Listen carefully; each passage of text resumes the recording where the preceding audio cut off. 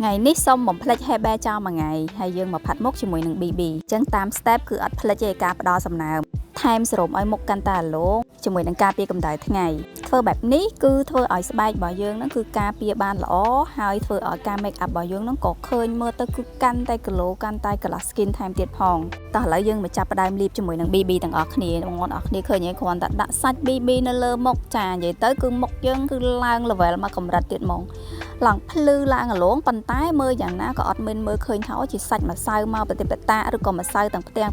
ក៏ម្សៅអណ្ដែតលើមុខដែរគឺម៉ត់ smooth ចូលមុខបានល្អខ្លាំងមែនតើហើយមុខយើងគឺនៅតែចាំងនៅតែ glow ហើយ make up ថ្ងៃនេះខ្ញុំអត់មានប្រើអីច្រើនទេបងប្អូនទាំងអស់គ្នាខ្ញុំប្រើតែ cream ហើយជាមួយនឹង color ថ្ពាល់បែបទឹកនិយាយទៅគឺទឹកទាំងអស់ហ្មងព្រោះថ្ងៃនេះគឺចង់មកឲ្យខ្លួនឯងគឺ glass glow រលោងភ្លឺចាំងពេញមុខតែម្ដងព្រោះជា style make up មួយដែលខ្ញុំស្រឡាញ់ខ្លាំងបំផុតហ្មងព្រោះ make up ហើយគឺឃើញមុខយើងនៅតែបែបធម្មជាតិចាសាច់ស្បែករបស់យើងគឺជាសាច់ស្បែកដែលមើលទៅអត់មានឃើញតែម្សៅបងប្អូនអរគ្នាហើយមើលនៅក្នុងវីដេអូឃើញមុខយើងរៀងចំណាស់ប៉ុន្តែនៅខាងក្រៅខ្ញុំនិយាយមែនបងប្អូនទាំងអស់គ្នាគឺស្រឡាញ់ស្បែកខ្លួនឯងខ្លាំងមែនតើអញ្ចឹងកុំភ្លេចសាកផាត់ BB ជាមួយនឹង color ថ្ពាល់ឬក៏ក្រែមប្រភេទ juicy ទឹកអញ្ចឹងទាំងអស់គ្នាធានាថាពេញចិត្តហ្មង